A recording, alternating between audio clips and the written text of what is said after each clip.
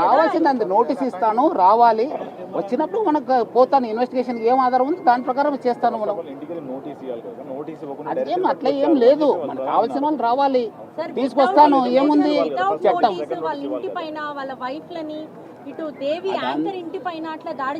దేవి వస్తానని చెప్పి, దేవి వచ్చి అని చెప్పి ఎక్కడ పగలు కొట్టాను చెప్పండి, చూపించండి.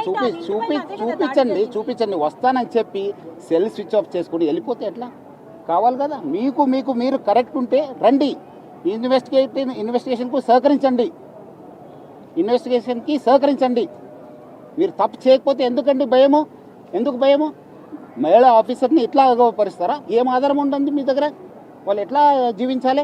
వాళ్ళ కుటుంబంలో ఎంత పరిస్థితి? ప్రాపర్ వేలో సిట్ వేశారు, అలా విచారణ చేయొచ్చు, కానీ వితౌట్ నోటీస్ సిట్ అంటేనే ఇన్వెస్టిగేషన్. సిట్ కంటే వేరే ఇన్వెస్టిగేషన్ కి సిట్ కి ఏం వేరే ఏం లేదు మేడం.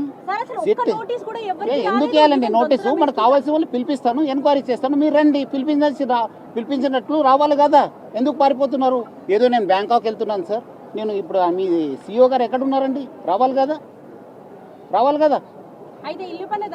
చేస్తానండి, ఎక్కడైనా పోతే ఎక్కడున్నా పట్టుకొని వస్తాను, ఎక్కడుంటే పట్టుకొని వస్తాను. నేను చట్టం ముందు ప్రవేశపెడతాను, చట్టంలో చూసుకోండి మీరు.